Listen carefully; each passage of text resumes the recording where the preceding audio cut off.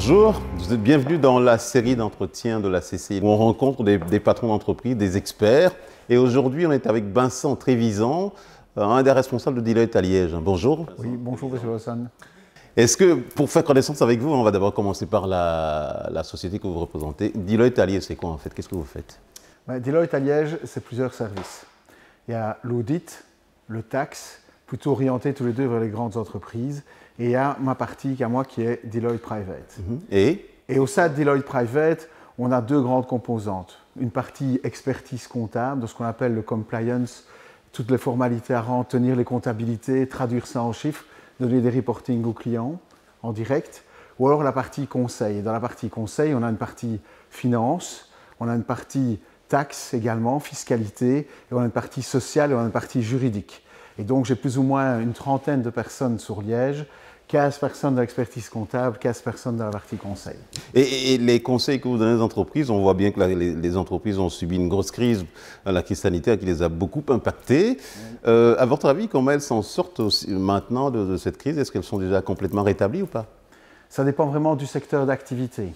Celles qui, quelque part, étaient relativement souples en termes d'investissement, elles ont pu quelque part profiter des mesures temporaires proposées par le gouvernement et elles rebondissent relativement vite maintenant.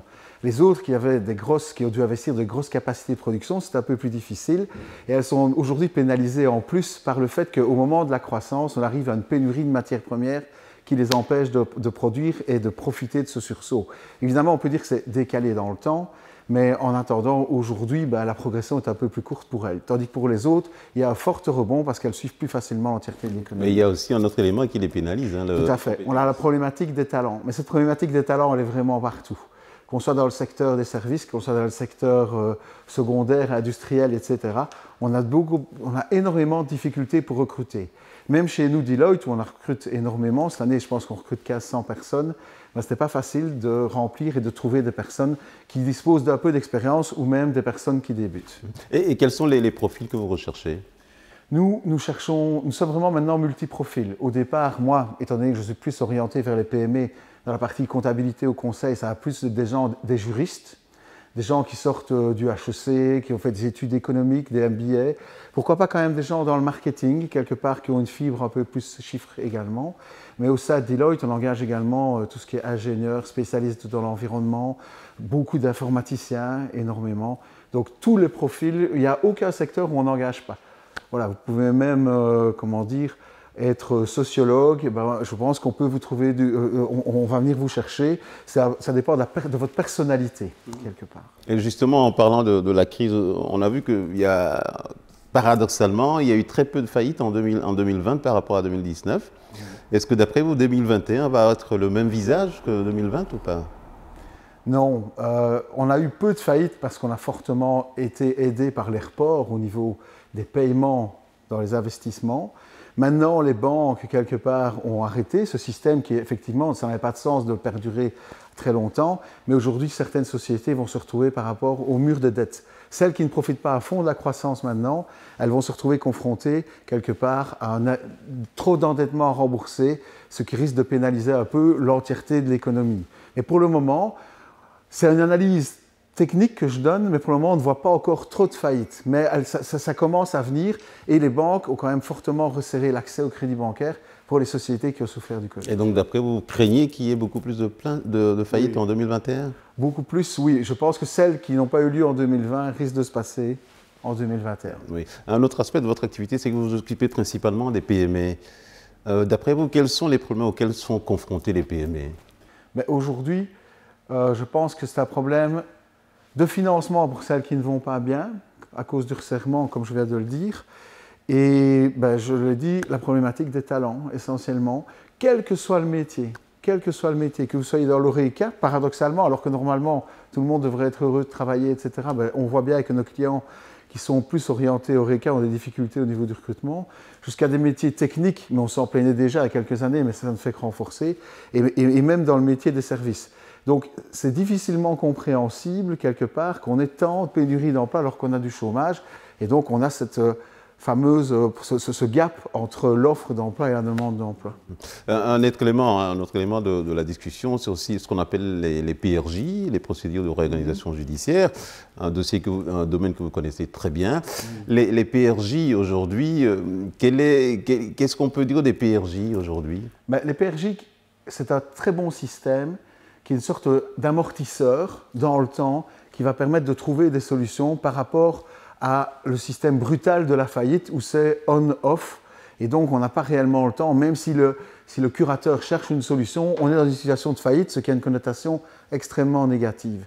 La PRJ, c'est quelque part, on se met à l'abri pendant une certaine période de temps et ça va permettre de pouvoir trouver des solutions de manière un peu plus sereine ou un peu plus longue dans le temps et de conserver également l'emploi. Donc moi je suis un franc partisan des PRJ à une condition, c'est de s'y prendre avant. Oui.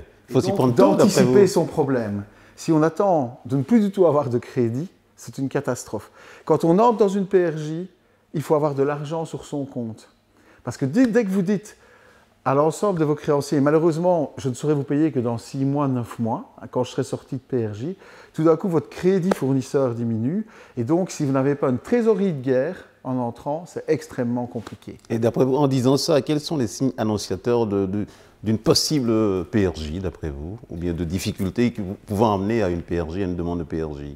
Vraiment, c'est en anticipant, en faisant les prévisions de trésorerie, se rendre compte qu'à un moment donné, je ne fais que creuser. Et alors, la solution traditionnelle, c'est je vais voir mon banquier. Les banquiers sont quand même relativement méfiants ou alors on réduit quand même le risque. Et donc, ils ne veulent plus accorder des crédits ou les accordent de manière plus parcimonieuse. À ce moment-là, il faut que votre expert comptable, que votre conseiller financier vous dise « on va faire une prévision de trésorerie ». Et dès qu'on voit un creux et qu'on a trop de risques de ne pas y arriver, il faut directement se mettre en PRJ et avoir le courage de le faire. Mais si on ne le fait pas, on a très peu de chances de réussir après. Mais souvent, on dit que la PRJ, c'est l'antichambre de la faillite. C'est vrai, ça? Tout à fait, parce que tout le monde, quel que soit le niveau de santé de l'entreprise, passe d'abord maintenant quasi mécaniquement par la PRJ. Et donc, pour celles qui n'étaient pas préparées, inéluctablement, c'est la faillite. Mais moi, je vais parler de celles qui sont préparées. Et ça, il y a moyen de faire des plans, de rediscuter avec les banques, de rationaliser, d'aller voir les outils wallons, qui sont des excellents outils d'accompagnement, quel que soit, même si la société est en crise, et de trouver des solutions. La clé, l'anticipation. Mais quels sont les champs de survie quand on passe par une PRJ? Comment vous l'évaluez? De manière statistique globale, 20-25%. De sortie, voilà. De réussite de PRJ. De réussite. Donc le reste, mais c'est celles la faillite, que nous conseillons ou que d'autres conseillent de manière anticipée, là je dirais qu'on peut arriver à 50-75%. Vous parliez tout à l'heure des outils wallons. Quels sont ces outils wallons économiques qui peuvent aider les entreprises? Les entreprises en difficulté, traditionnellement, c'est la SOGEPA. Les entreprises qui se portent bien, normalement, ce sera les Invest wallons. Ici, on a un Neuchac. Et pour les plus grandes entreprises, on a SRIW, qui toutes ensemble fournissent quand même un beau panel d'aide qui est relativement exceptionnel si on le compare par rapport à ce qui se fait en Flandre. Et donc, tous ces outils sont vraiment très, très utiles pour les entreprises. Maintenant, on va faire connaissance avec la personne que vous êtes. Vincent Trévisan, comment on peut vous décrire, par exemple? On peut me décrire comme un homme jovial qui aime énormément les gens. Voilà, que ce soit mes amis, mais également, je pense, toutes les personnes avec qui je travaille. Je veux trouver du plaisir quand j'arrive au travail. Et donc, l'important pour moi, c'est que les gens soient heureux. Quel est votre style de management, par exemple? Le leadership par l'exemple. Voilà. Et un style management très participatif. J'écoute. De toute façon, aujourd'hui, on n'a pas le choix. Aujourd'hui, vous avez les nouveaux juniors, donc seniors, tous ceux qui entrent, etc. C'est fini le côté extrêmement hiérarchique. Ils veulent apporter quelque chose à l'entreprise. Si on ne laisse pas apporter quelque chose à l'entreprise, ils vont se sentir moins utiles. S'ils ne se sentent pas utiles, ils auront moins de sens à leur travail et ils risquent de partir. Donc, de toute façon, il faut à la fois les écouter parce qu'on veut qu'ils soient bien et surtout les écouter pour nous-mêmes nous adapter sur l'évolution de la société. Par exemple, la digitalisation qui est extrêmement importante maintenant, il vaut mieux que moi, j'écoute quand même comment les jeunes perçoivent, par exemple, l'utilisation des réseaux sociaux pour promouvoir son activité. Et donc, j'écoute beaucoup les conseils, etc. pour, quelque part, atteindre l'entièreté du panel de nos clients. Est-ce que ça veut dire que vous laissez le temps de parole à vos collaborateurs? Absolument. Mon bureau est toujours ouvert. Sincèrement, c'est un peu cliché ce que je dis, etc. Mais chacun peut exprimer. Et le problème, c'est de les convaincre. Certains qui sont plus timides, d'oser venir avec leurs idées. Et c'est difficile, ça, de les convaincre? Ça dépend. Ça dépend de la personnalité de chacun.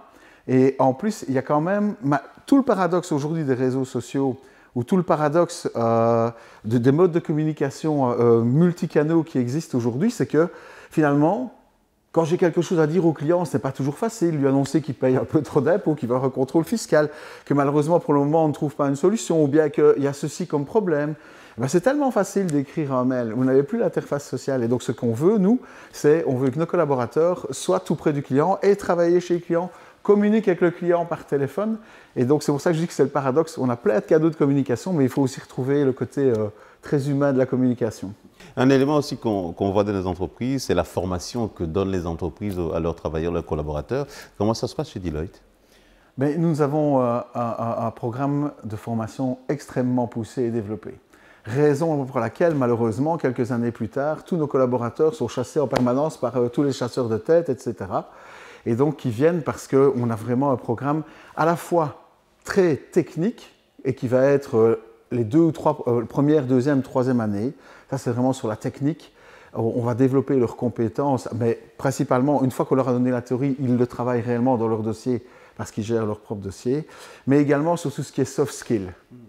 Et donc ça, très important, le soft skill, la relation client, le soft skill, la relation avec le client, la relation avec ses collaborateurs, comment gérer une équipe, comment coacher un jeune, comment approcher finalement le client, lui décrire nos services, lui faire comprendre qui nous sommes pour créer la relation long terme et devenir comme ça le conseiller de confiance, ce qui est un peu le mot d'ordre chez nous par rapport au PME. À part la formation qu'on a de vanter chez Deloitte, qu'est-ce qui fait la particularité ou qu'est-ce qui différencie Deloitte de ses concurrents, d'autres bureaux comme vous? Objectivement, c'est le fait qu'on donne un côté multidisciplinaire.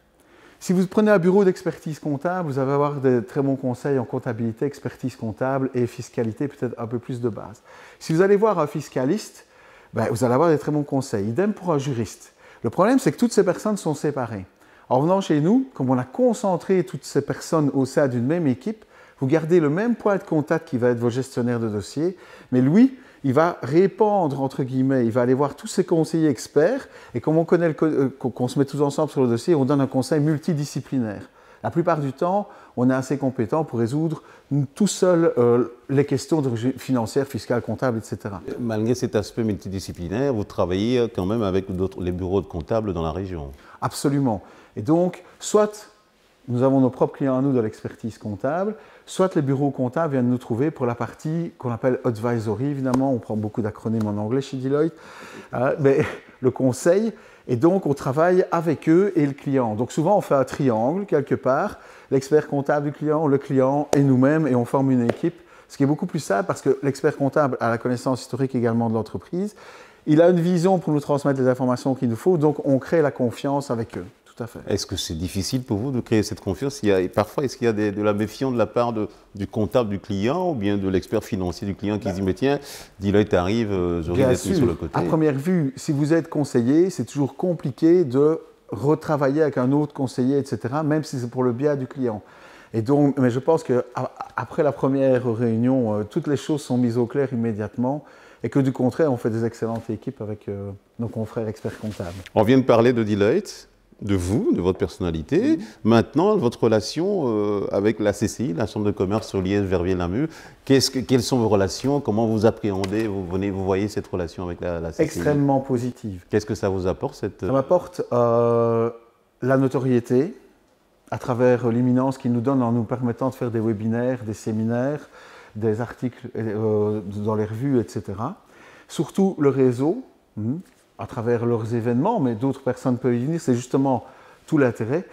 Le dynamisme dans les initiatives de toutes sortes, extrêmement extrêmement important. Et donc, il nous ouvre un peu l'écosystème. En plus, la particularité, c'est que c'est la chambre de commerce de Liège, Verviers et Namur. Et donc, le scope géographique est assez large. Et en comparant avec d'autres chambres de commerce, parce que nous avons d'autres bureaux en Wallonie, etc., on constate que celle de Liège est particulièrement efficace. C'est le dynamisme liégeois ou bien c'est autre chose? Non, c'est le dynamisme liégeois, mais qui mixe deux choses, hein. Le travail, la volonté de travailler, et la volonté de boire un verre après. Et ça, c'est un cocktail détonnant. Merci beaucoup. Je crois qu'on vient de faire connaissance avec Vincent Trévisan du bureau Delight. Merci de nous avoir suivis. À bientôt.